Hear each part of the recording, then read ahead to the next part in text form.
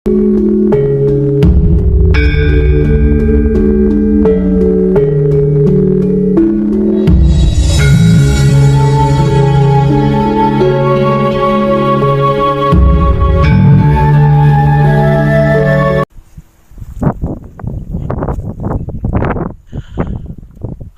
para kadang kinasihku sekalian, bertemu lagi dengan saya Wong Edan Bagu melalui rekaman video di Putro Romo Channel YouTube milik pribadi saya.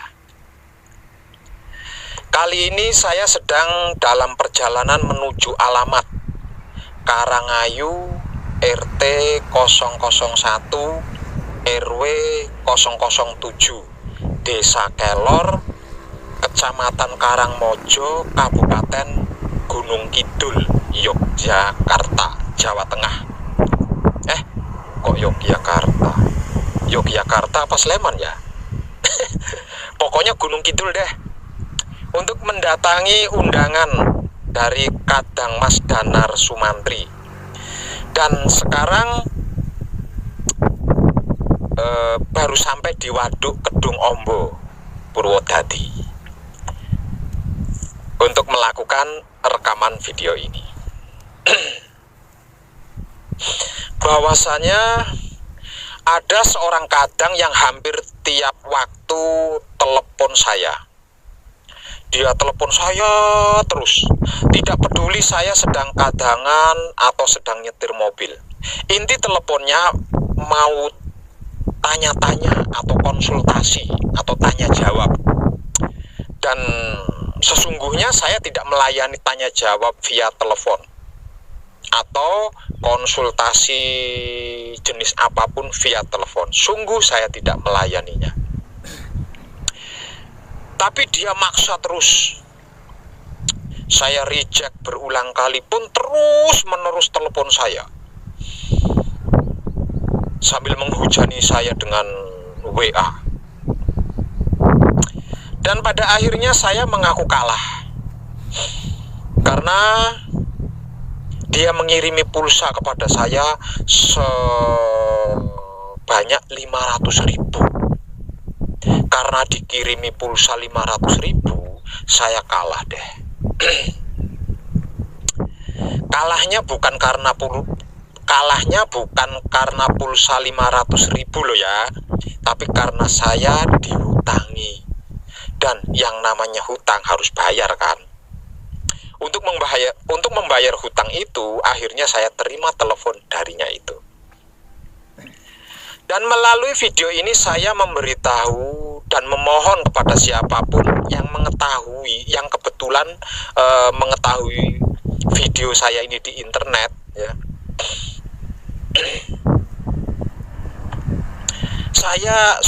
Saya tidak melayani konsultasi atau tanya jawab bentuk apapun melalui via telepon. Jadi tolong jangan lakukan seperti kadang yang sudah saya kabarkan tadi. Jika sampai ada yang meniru cara ini, dikirimi pulsa berapa juta sekalipun, mohon maafkan, saya tidak akan melayani, saya tidak akan menerima. Sekali lagi mohon dimaafkan. Para kadang kinasihku sekalian, ketahuilah melalui video ini, hari ini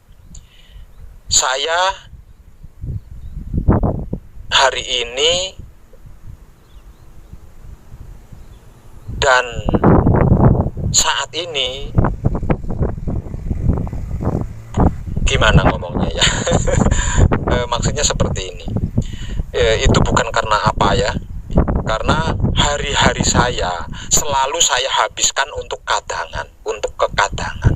Selain di Gubuk Jenggolomane, tempat tinggal saya sekarang ini, melayani kadang yang datang untuk belajar bersama saya, juga mendatangi undangan-undangan para kadang yang tidak punya waktu untuk datang langsung menemui saya di Gubuk Jenggolomane karena sikonnya yang tidak mendukung.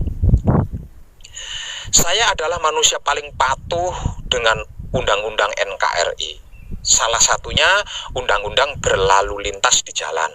Karena saya patuh, selama berkendaraan saya tidak akan menggunakan handphone saya. kecuali untuk Google Map jika alamat yang saya tuju agak sulit ditemukan. Jadi ditelepon, di SMS sebanyak apapun, saya tidak akan menyentuh handphone saya jika belum berhenti berkendaraan, misalnya isi BBM atau makan atau sudah sampai di tujuan.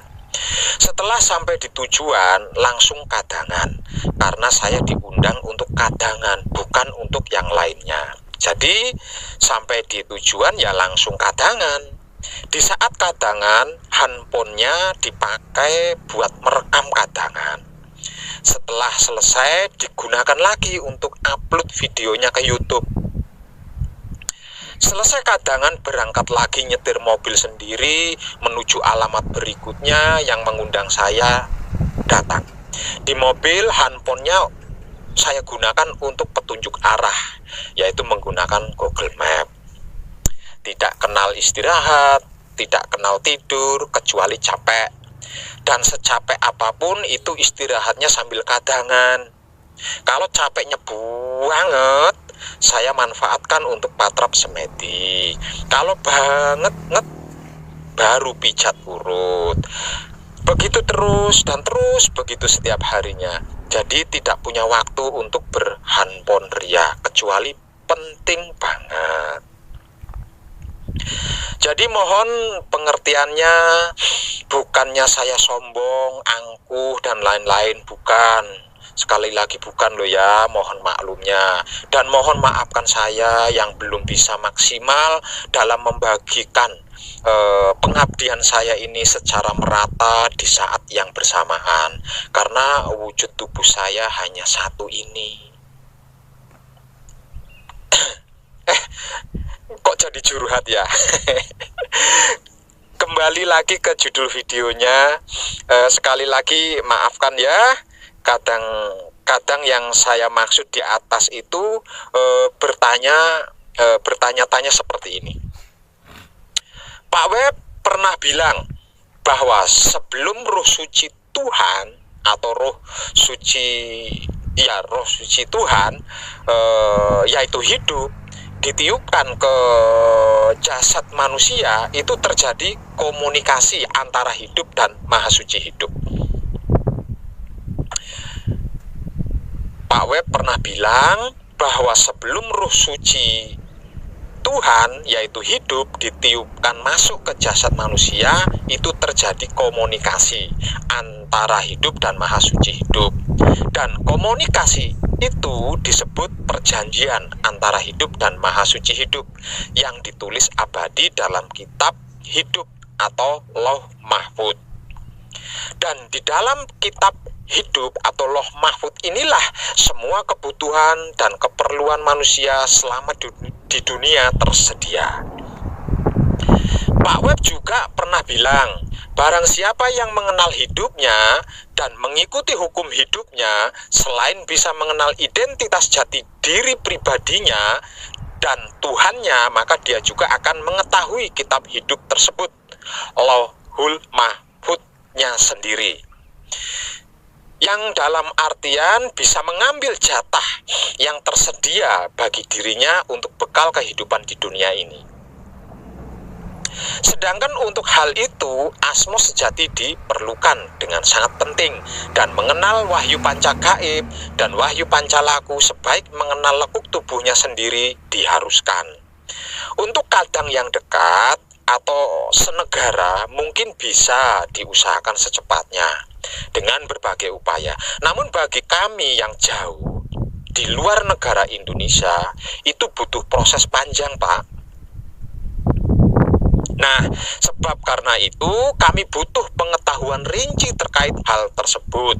Walau hanya melalui katanya Pak Web, namun setidaknya kami bisa merasa lega karena tidak dikuasai lagi oleh kepenasaran atau keingintahuan yang tingkat tinggi. Luar biasa. Sebenarnya jikalau secara gulung atau secara hati kita sudah mengibadahkan atau mempraktekkan wahyu panca gaib dengan menggunakan sifat dan sikapnya yaitu wahyu panca laku secara gelar, atau secara pemikiran kita sudah sesuai dengan kekudangane Romo, ada sistem otomatis. Dan sudah berulang kali saya katakan, ada sistem otomatis yang sangat luar biasa, melampaui akal pikiran dan nalar manusia. Artinya jauh atau dekatnya jarak itu bukan suatu masalah lagi, karena pasti bisa dan mudah. Ya mungkin dikarenakan kami belum sesuai dengan kekudangannya Romo, Pak Web. Tapi sungguh saya sedang berusaha sesuai dengan kekudangannya Romo. Namun tolong Pak, obatilah penyakit kepenasaran kami ini, agar supaya bisa pancalaku tanpa pamrih, tanpa arogan dan ego. Sehingganya kami bisa legowo tanpa ada tekanan apapun. Oke. Baiklah, sekiranya obat apakah yang dimaksud tentang kitab hidup itu? Penasaran Pak Web? Atau keingintahuan tingkat tinggi yang selalu memicu ego, pamrih, dan arogan kami selalu muncul? Dan jawaban yang ingin kami ketahui Pak, untuk meredam kepenasaran itu adalah, setelah kita mengenal hidup kita yang disebut sebagai guru sejati, yang menjadi utusan Tuhan, kan otomatis kita akan mengetahui pula kitab hidup atau loh mahfud milik kita sendiri. Nah, untuk mengambil apapun yang kita butuhkan dan kita perlukan yang ada di dalam kitab hidup itu, apakah prosesnya real? Maksudnya kasat mata? Begitu Pak Web. Seperti manakala jasad kita ketika mengambil kiriman uang di bank atau kantor pos misalnya. Waduh. Tapi oke lah, apa sih yang disembunyikan oleh wong edan bagu? Bukan wejangan tanpa tedeng aling-aling kalau masih ada yang ditutup-tutupi dan disembunyikan oleh wong edan bagu. Roh suci Tuhan tersebut hidup adalah suci. Kitab hidup atau loh mahfud yang menyimpan perjanjian antara hidup dan maha hidup juga suci. Keduanya berbahan langsung dari maha suci hidup. Sedangkan wujud kita berbahan tidak langsung, melainkan melalui proses dari tanah. Jadi tidak akan bisa mengetahui hidup dan loh mahfud serta maha hidup, apalagi menyentuhnya. Jadi ketika seseorang telah mengenal hidupnya, yang kemudian mengenal Tuhannya sehingga bisa mengetahui kitab hidupnya sendiri, maka ketika seseorang itu membutuhkan sesuatu, karena sesuatu yang dibutuhkan itu sudah ada di dalam kitab hidup, tanpa proses melibatkan tubuh atau jasad atau raganya, maka sesuatu yang dibutuhkan itu langsung ada di depannya. Loh, berarti seperti sulapan atau magic gitu Pak Web ya? Tidak seperti sulapan atau magic. Ini real dan nyata karena kita menyaksikannya secara langsung. Real dan nyata. Kalau real nyata berarti kan ada yang mengambil, ada yang membawa, dan ada yang menyampaikannya Pak Web. Dan kita melihat atau menyaksikan secara kasat mata siapa yang melakukan pengambilan itu, siapa yang membawa, dan siapa yang menyampaikan. Iya benar. Iya benar seperti itu. Kita melihat, kita menyaksikan secara kasat mata Pak Web. Iya. Lalu siapa yang mengambil, yang membawa, dan yang menyampaikan sesuatu itu kepada kita Pak Web? Salah satu di antara 4 anasir atau sedulur papat kita atas perintah hidup kita. Wow, keren Pak Web. Jika satu anasir yang diperintah oleh hidup kita, 3 anasir lainnya melihat atau menyaksikan. Jika 2 anasir yang diperintah oleh hidup kita, 2 anasir lainnya melihat dan menyaksikan apa yang dikerjakan oleh yang lainnya. Lah terus raga kita ini Pak Web fungsinya untuk apa? Fungsinya sebagai panggung ketika mereka berlima sedang berperan atau action. Fungsinya sebagai rumah ketika mereka berlima sedang beristirahat. Fungsinya sebagai penikmat ketika mereka berlima sedang bercinta, bercengkrama. Fungsinya sebagai alat yang memasukkan sesuatu ke dalam, mencerna sesuatu setelah ada di dalam, dan mengeluarkan sesuatu yang sudah tidak berguna di dalam.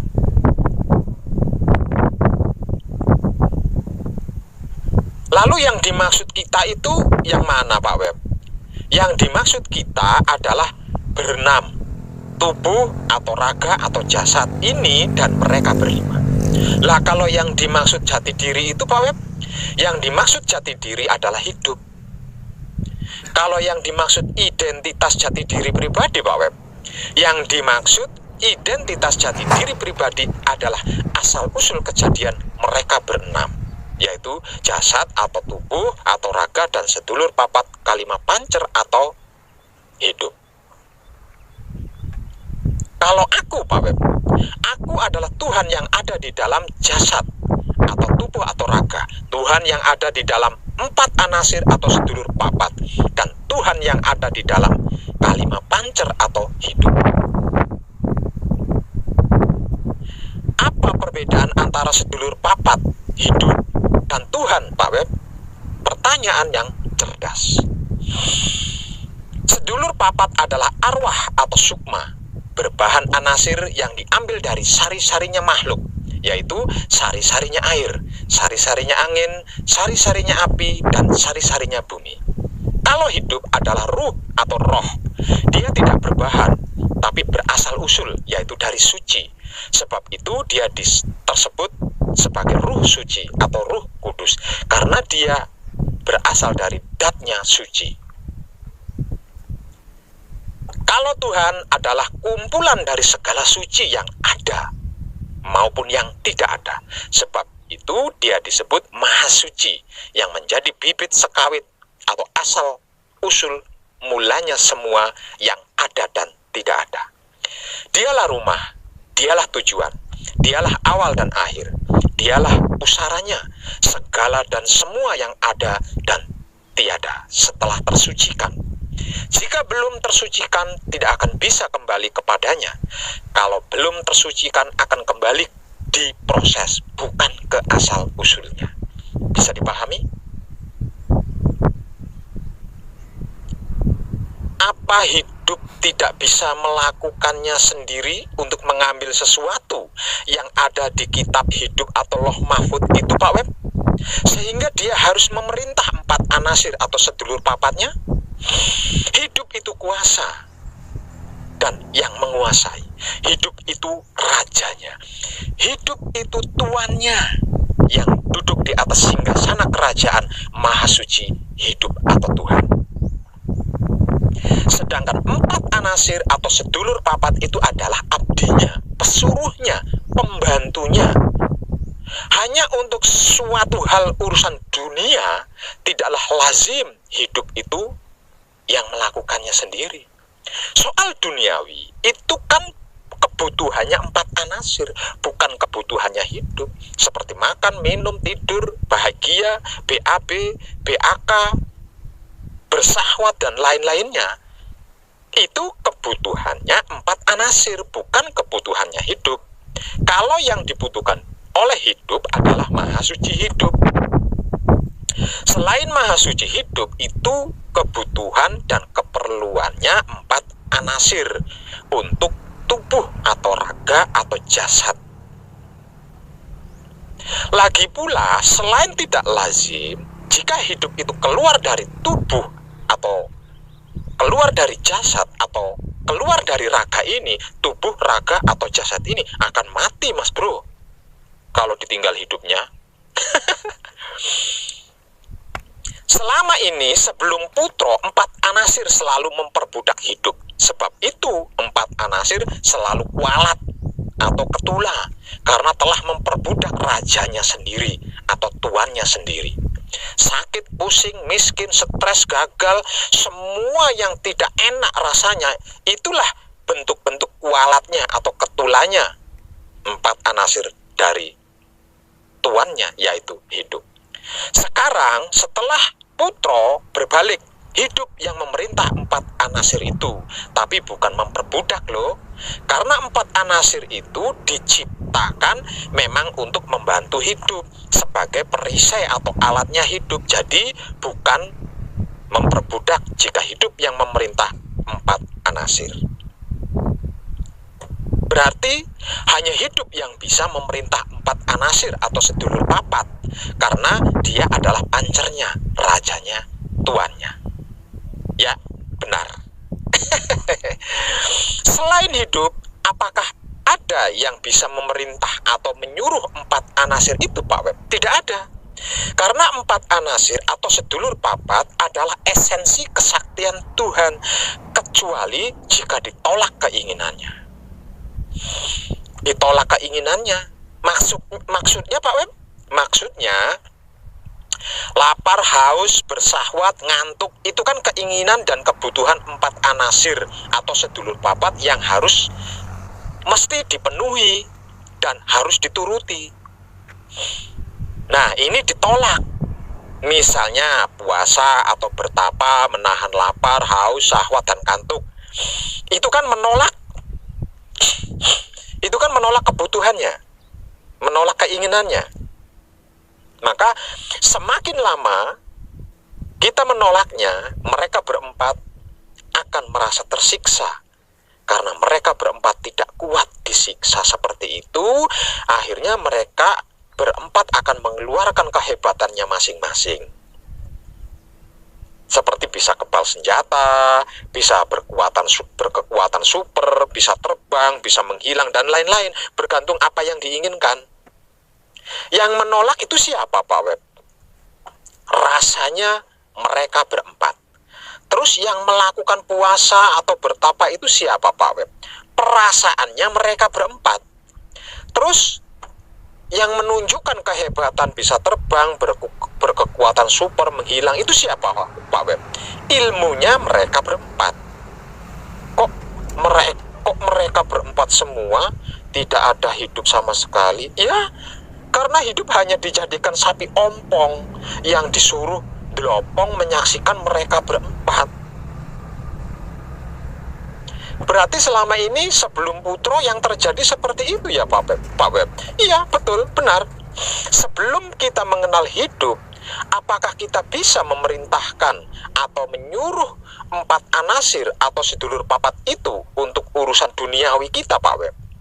Tanpa menolak keinginan dan kebutuhan mereka berempat seperti puasa atau bertapa itu. Karena belum tentu kita mampu puasa, apalagi bertapa di zaman modern ini.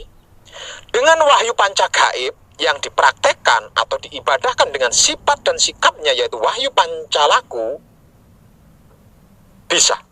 Caranya Pak Web? Ya, menggunakan wahyu panca gaib yang diibadahkan dengan menggunakan sifat dan sikapnya, yaitu wahyu pancalaku. Prakteknya Pak Web, prakteknya seperti ini. Langkah pertama atau langkah awal, lakukan palungguh pambuko 3 kali. Kemudian kunci 7 kali, paweling 3 kali, dan mijil toto lenggah 1 kali. Kemudian tetap dalam sikon patrap mijil bersamadi. Gunakan kesadaran untuk merasakan, menikmati, menghayati, dan mengikuti gerak bekso ketika bersamadi. Intinya apapun dan bagaimanapun yang terjadi ketika bersamadi, pasrahlah. Maksudnya serahkan semuanya kepada Tuhan. Dan terimalah apapun proses yang dialami ketika bekso. Persilahkan dia melakukan apapun atas diri kita, sembari terus merasakan, menikmati, menghayati, dan mengikuti proses bekso hingga berakhir palungguh sendiri. Ketika tangan sudah melakukan palungguh sendiri, berarti kita telah berhasil menyelesaikan laku murni menuju suci kita, disadari maupun tidak disadari. Lalu lakukan patrap palungguh panutup 3 kali untuk mengakhiri prosesnya. Setelah palungguh panutup 3 kali, baru kita memerintah 4 anasir atau sedulur papat kita dengan sabda satrio sejati. Sabdanya seperti ini. Ewang sukmo sas mitaningsun buwana langgeng marang sedulurku papat Kalimonyoto ingkang lahir bareng sedina. Ya Kakang Kawah Adi Hari-hari Sastra Jendra Hayuningrat. Adoh sun cedhakake cedhak sun raketake raganira anresnani marang jeneng sira kabeh. Reksanen raganira pribadi, bentengana raganira pribadi, bantunen raganira golek sandang lan pangan. Sedulurku tuwa kang ana ing Bang Wetan, kang aran Mutmainah, putih rupane, kedadiane saka kawah. Tekakno rezekiku sing saka wetan, paringno raganira. Sedulurku tuwa kang ana ing Bang Kidul, kang aran Aluamah, kuning rupane, kedadiane saka ari-ari. Tekakno rezekiku sing saka kidul, paringno raganira. Sedulurku tuwa kang ana ing Bang Kulon, kang aran Amarah, abang rupane, kedadiane saka getih. Tekakno rezekiku sing saka kulon, paringno raganira. Sedulurku tuwa kang ana ing Bang Lor, kang aran Supiah, ireng rupane, kedadiane saka puser. Tekakno rezekiku sing saka lor, paringno raganira.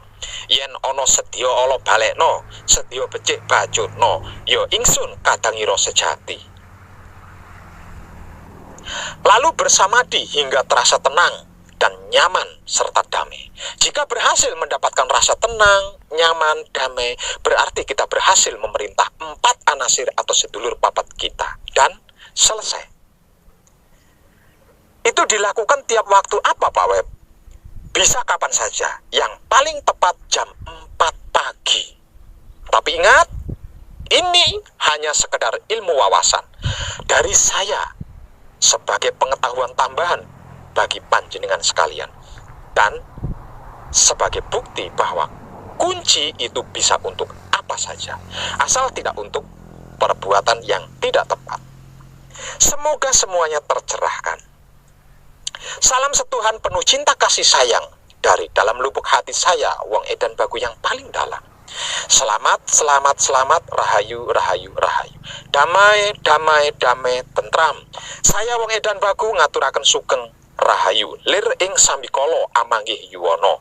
Pinayungan mring ingkang Moho Suci, Basuki Yuwono Teguh Rahayu selamat. Berkah selalu untuk semuanya tanpa terkecuali, terutama para sedulur, khususnya para kadang konto dan kanti anom saya yang senantiasa direstui yang Dat Maha Suci hidup. Om Santi Santi Santi Om. Wassalamualaikum warahmatullahi wabarakatuh. Terima kasih, terima kasih, terima kasih, dan salam kebajikan. I love you full. Mwah.